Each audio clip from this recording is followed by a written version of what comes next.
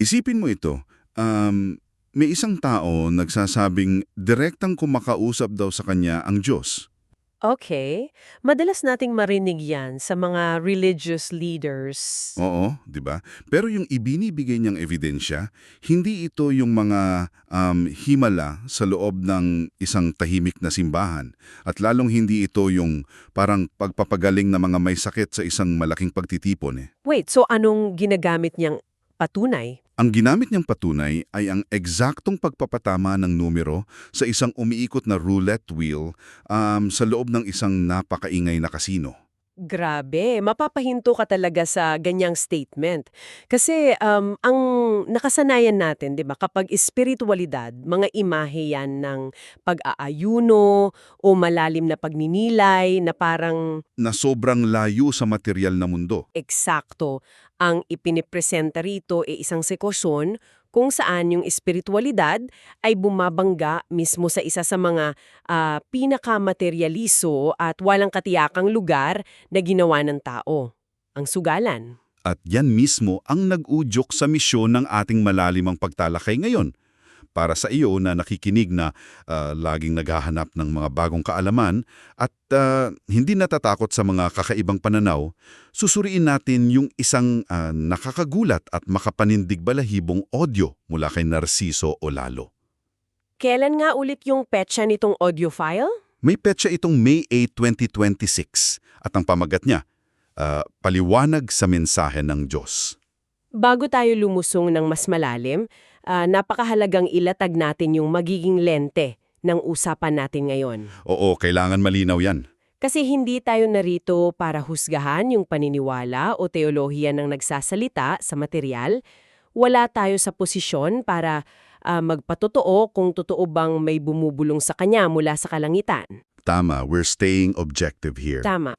Bale, ang layunin natin ay suriin yung napakatalinong estruktura ng kanyang lohika, yung mga kakaibang talinghaga na ginagamit niya, at kung paano niya hinahabi ang lahat ng ito patungo sa isang napakabigat na mensahe tungkol sa ating sariling pananagutan. Kasi minsan 'di ba ang pinakamalalim na leksyon tungkol sa buhay matatagpuan sa mga lugar na hindi natin inaasahan. Oo, sa mga sitwasyong out of context talaga. Kahit pa sa gitna ng mga nagkikislapang ilaw at tunog ng mga bumabagsak na chips sa lamesa. Kaya okay, himayin natin ito. Nagsimula yung audio clip sa isang napakatapang na claim mula kay Narciso. Sabi niya, ang Diyos daw ang nagbibigay sa kanya ng tinatawag niyang kapangyarihan ng isip. Power of mind. Ayon, oo. At ginagamit niya daw ito para makita ang eksaktong numero na lalabas sa roulette. Ipinaliwanag niya yung isang particular na sandali kapag ang bola daw ay nasa low orbit na. Ang nakakabilib dito ay yung pagtukoy niya mismo sa low orbit Ano ba yung exact definition niya dun sa low orbit? Ibig sabihin, ito yung critical na sandali na pabagal na ng pabagal ang bola, tapos halos malapit ng bumagsak sa mga numero, di ba? Yung talagang patapos na yung ikot. Oo, ipinapakita niya na sa mismong segundo na yon, kung saan ang siyensya at pisika ang dapat na nagdidikta ng resulta, doon daw pumapasok yung kakayahan niyang makita ang hinaharap. Alam mo, parang pagkakaroon ng cheat code sa isang video game. Oo, ganyan nga yung feeling Pero sa sitwasyong ito, ang game developer o yung Diyos mismo yung nagbigay ng code para mapatunayang totoo siya. At hindi lang daw ito nangyari ng minsan ayon sa kanya, nanalo na siya ng 10 grand jackpots. 10 beses. Grabe ha? Oo, 10. Tapos bukod pa dyan, idinetalye niya yung mga pagkakataong nanghinayang siya.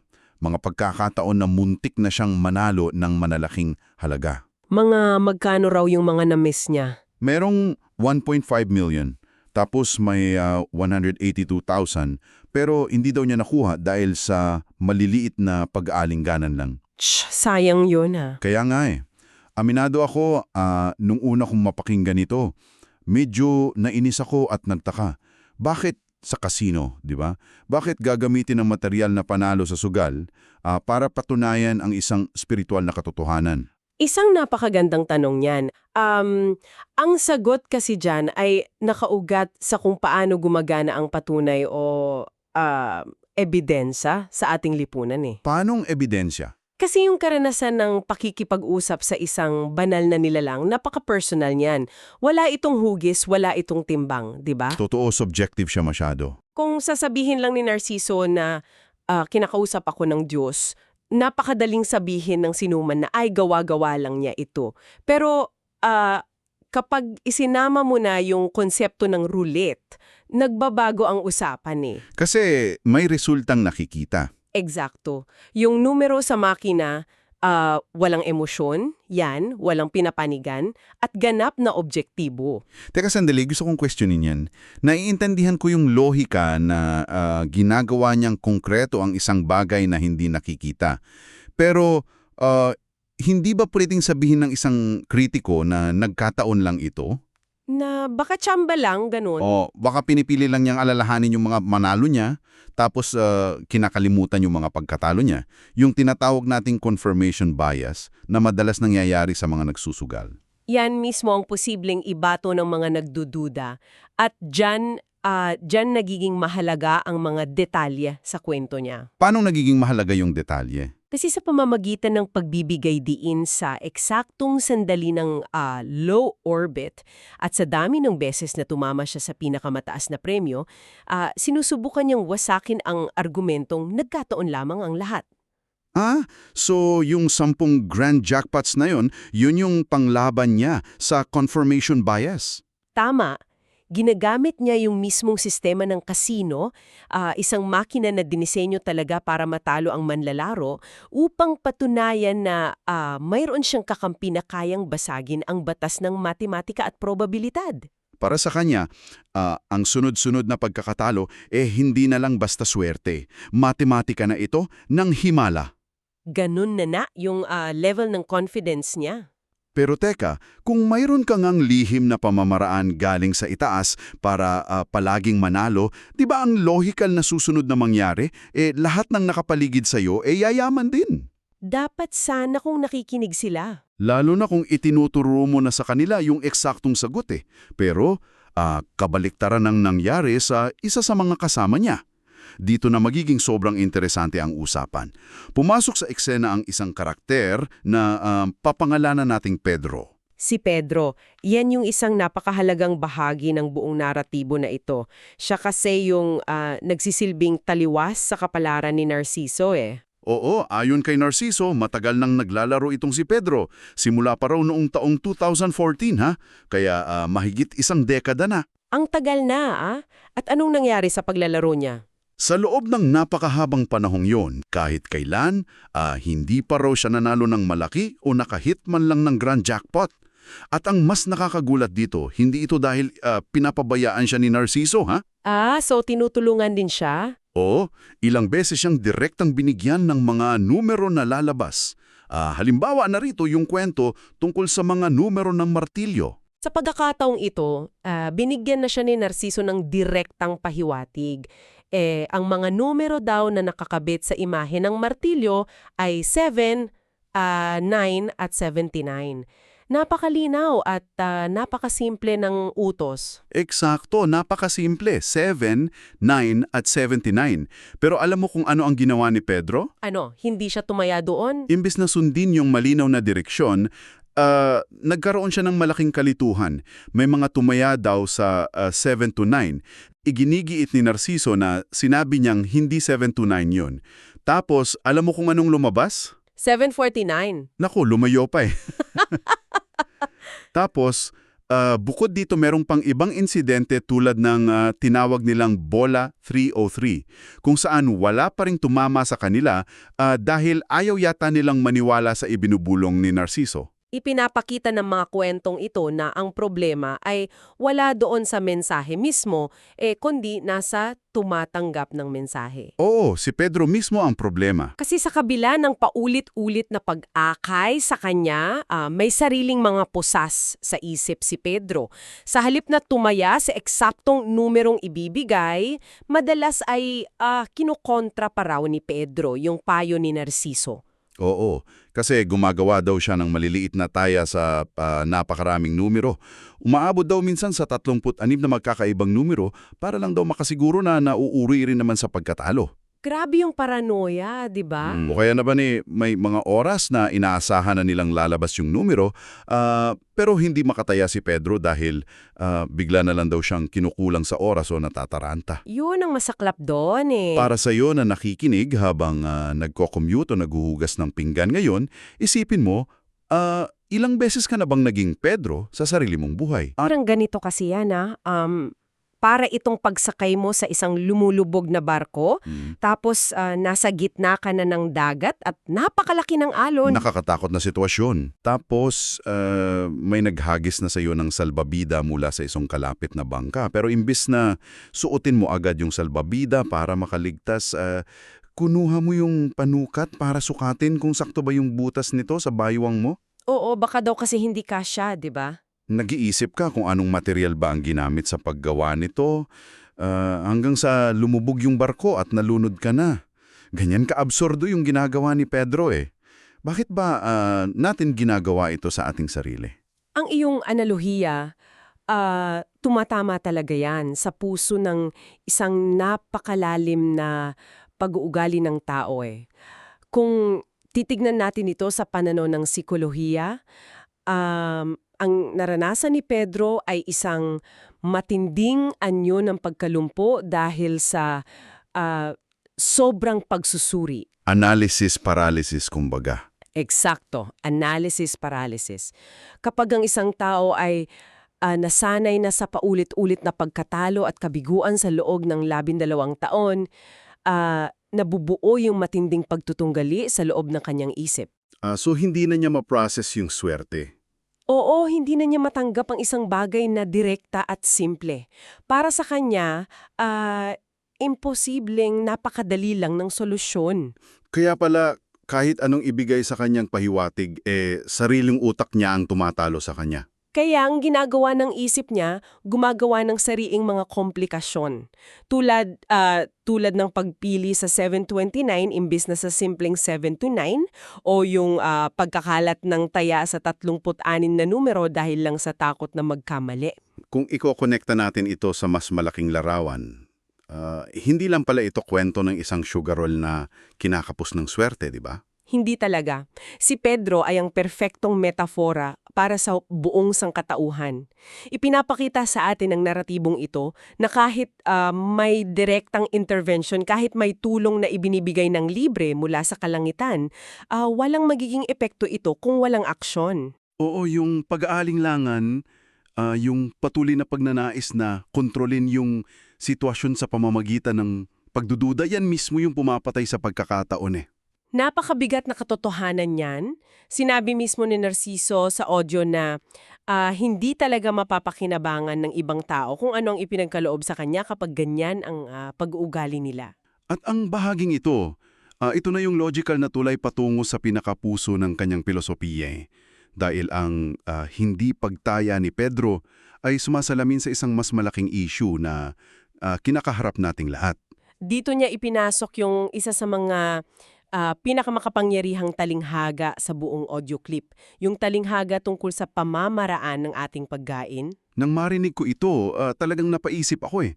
Tinanong kasi ni Narciso ang mga nakikinig sa kanya, ano raw ang ibig sabihin ng kumakain sa isang plato, kanya-kanya ng kain at walang kutsara, yung nagkakamay lang. Tapos may isang sumagot mula sa mga tagapakinig niya na nagbigay ng pinakakaraniwang pananaw, di ba? Oo, yung inaasahan mong sagot. Ang ibig sabihin daw nito ay ang pamumuhay ng may kalinisan at dangal. Yung pagtatrabaho araw-araw ng patas gamit ang sariling mga kamay upang matiyak na yung kinikita at kinakain walang halong panlalamang. Ito yung tradisyonal na moral na interpretasyon na inaasahan nating marinig sa mga ganyang tanong eh. Pero alam mo, tinanggihan ni Narciso yung sagot na yon. Hindi raw yun ang ibig sabihin niya? Hindi daw. Ang tamang kahulugan daw ng talinghagang ito ay hindi tungkol sa paghahanap buhay, kundi tungkol sa mismong kaligtasan. Paano niyang kinonekta sa kaligtasan yun? Ipinaliwanag niyang maigi yung mismong proseso ng pagkamay sa pagkain. Sabi niya, kapag nasa harap mo na ang pagkain, ikaw mismo ang dadampot ito gamit ang iyong mga daliri. Ikaw ang susubo nito sa sariling bibig mo upang ikaw ay mabuhay at hindi mamatay sa gutom. Personal na action talaga. Oo, ikaw din daw ang magdedesisyon kung gaano kalaki o kaliit ang isusubo mo. Wala kang ibang masisisi kung mabulunan ka. At ang pinakamahalagang bahagi pagkatapos mong kumain, ikaw mismo ang maghuhugas ng sarili mong kamay. Kasi hindi mo nga naman pwedeng ipahugas sa ibang tao yung dumi sa kamay mo eh. At lalong hindi mo pwedeng utusan ang iba na nguyain at isubo ang pagkain para sa'yo. Alam mo, para mas madali itong maunawaan sa pang-araw-araw na buhay natin, katulad dito ng pag-ehersisyo eh. Paanong sa pag-ehersisyo? Sipin mo, nagbayad ka ng pinakamagaling at pinakamahal na personal trainer sa gym. Alam niya lahat ng tamang galaw, hawak niya yung perpektong plano para maging malusog ka. Okay, tapos? Pero hindi ka pwedeng magbayad ng kahit magkano para siya ang tumakbo sa treadmill o siya ang magbuhat ng mabibigat na bakal. Tapos aasa kang ikaw ang papayat at lalakas. Kailangan mong ikaw mismo ang pawisan. Napakagandang analohiya niyan. Kaya ano ba ang ibig sabihin ng lahat ng ito para sa tagapakinig natin ngayon? Sinasabi nito na ang kaligtasan at pagunlad nakasalalay lamang sa pansariling pagkilos.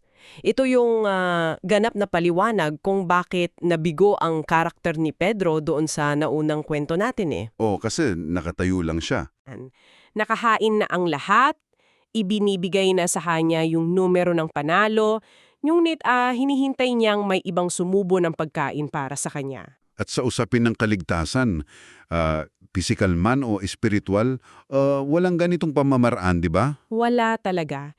Kahit na ipakita na sa iyo ng Diyos ang eksaktong landas, kung hindi ka gagawa ng hakbang, mananatili kang talunan. Ang pagpili nga sa kulturang kamayan bilang metapora ay may malalim na bigat sa ating lipunan eh. Paanong malalim yung bigat? Ang paggamit kasi ng sariling kamay para kumain ay isang napaka-intimate o personal na gawain, di ba?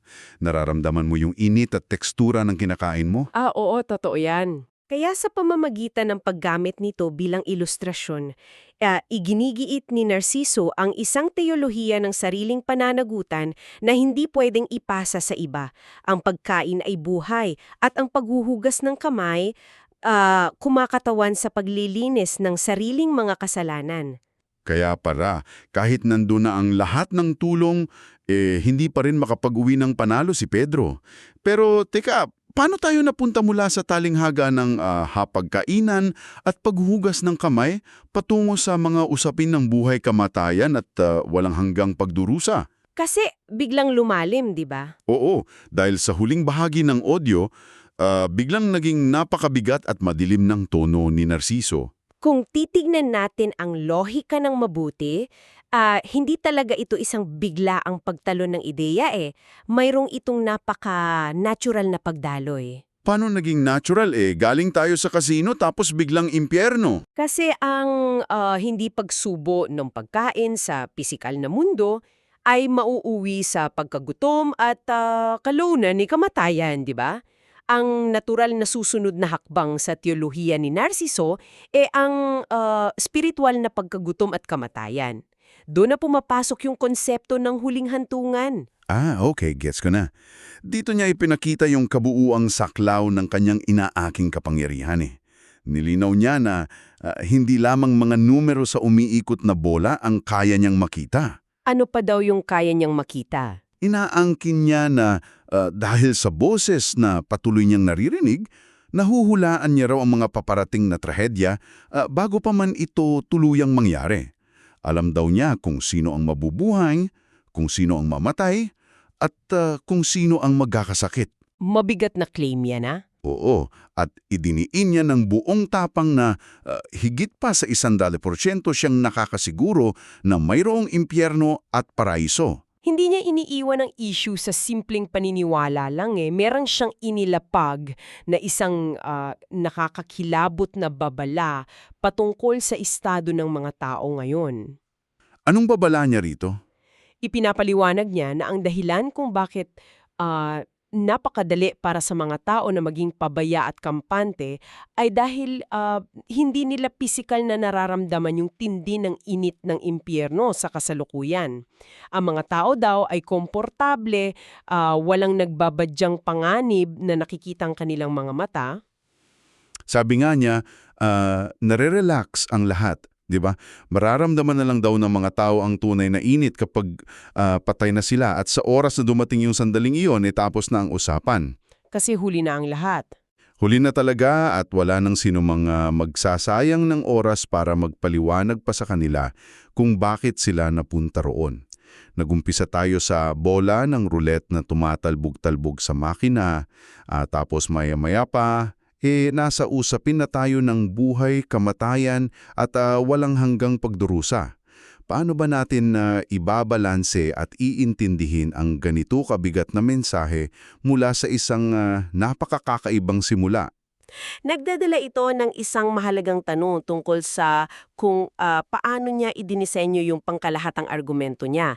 Kapag sinuri natin ng buo ang material, napakalinaw na ang lahat ng kwento tungkol sa kasino, yung 10 malalaking panalo, yung pagtingin sa low orbit ng bola. Oo, lahat yon. Lahat yun ay nagsilbing isang napakalaking pambingwit lang ng atensyon. So, isa lang pala itong bite o pain para lang pakinggan natin siya. Sa isang banda, oo.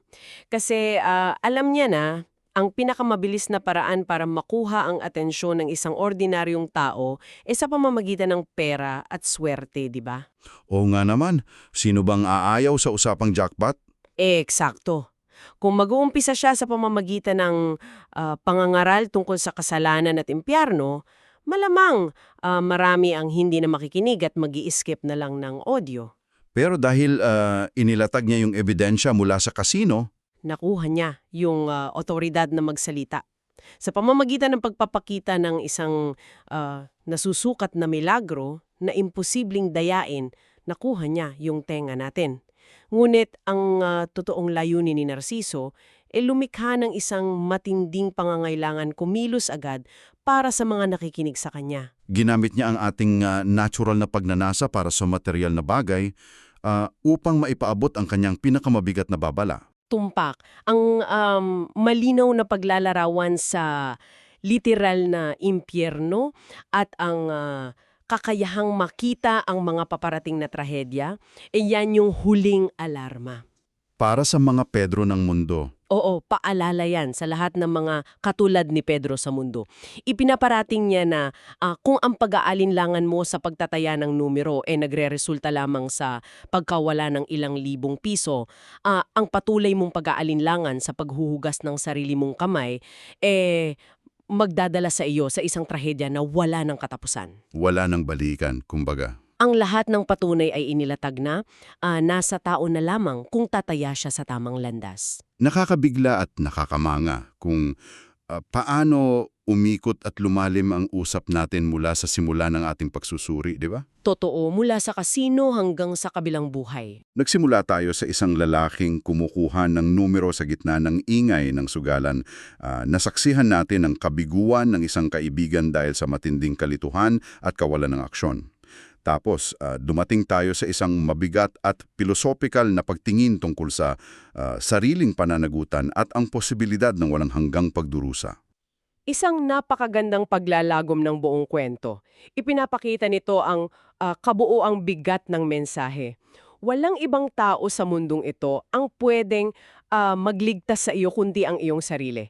Kahit na iniaabot na sa iyo ng Diyos o ng kalawakan ang mismong sagot na kailangan mo. At dahil diyan, gusto kong ibalik ang usapan ng direkta sa iyo na nakikinig sa atin ngayon.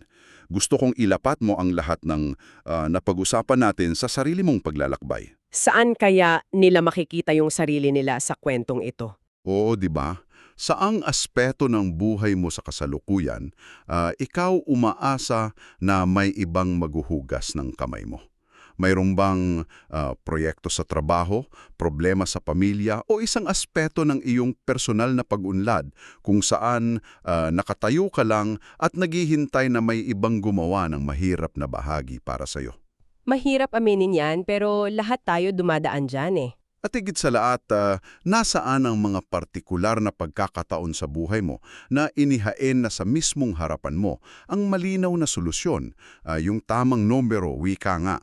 Pero pinili mo pa rin hindi kumilos dahil mas nanaig ang takot, kaba, o yung matinding pagkalumpo sa pag-aanalisa ng sitwasyon. Napakahalagang mga katanungan yan na nangangailangan ng tapat at malalim na pagsusuri sa sarili mula sa ating tagapakinig. Bago tayo maghiwalay, gusto kong mag-iwan ng isang huling palaisipan na hindi direktang tinalakay sa material, ngulit lumilitaw bilang pinakamabigat na implikasyon ng buong kwento. Ano yung palaisipan na yun? Sabihin na natin na mayroon nga ang isang tao sa mundo ngayon na kayang magbigay ng absoluto malinaw at walang mintis na patunay ng kung ano ang mangyayari bukas. Paano kung ibigay na sa atin ang lahat ng sagot sa buhay ng walang kahirap-hirap? Mababago ba talaga nito ng tuluyan ang likas na pag-uugali ng tao? O kaya ba, gaano man kalinaw ang himala sa ating harapan, babalik at babalik pa rin tayo sa ating mga lumang nakasanayan. Baka nga kahit makita na natin ang bola na bumabagsak ng eksakto sa numerong ibinulong sa atin, pipiliin pa rin nating manatiling bulag at hindi tumaya. Kasi minsan ang masaklap na katotohanan, mas komportabla tayo sa mga pamilyar nating pagkabigo kesa sa mabigat na responsibilidad na dalaan ng paghawak at paghuhugas ng sarili nating mga kamay. Isang nakakabababag na kaisipan yan. Ang tunay na hamon sa buhay ay hindi kung makakuha tayo ng perpektong senyales mula sa kalangitan, kundi kung paano tayo magdedesisyon at kikilos kapag nasa atin na ang lahat ng katotohanan na hinihingi natin.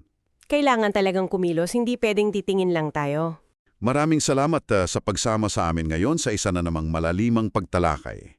Sana ay nabigyan namin kayo ng mga bagong ideya at pananaw na magtutulak sa inyo na suriin kung alin mga oportunidad ang pinapalampas ninyo dahil lang sa pag-alinlangan.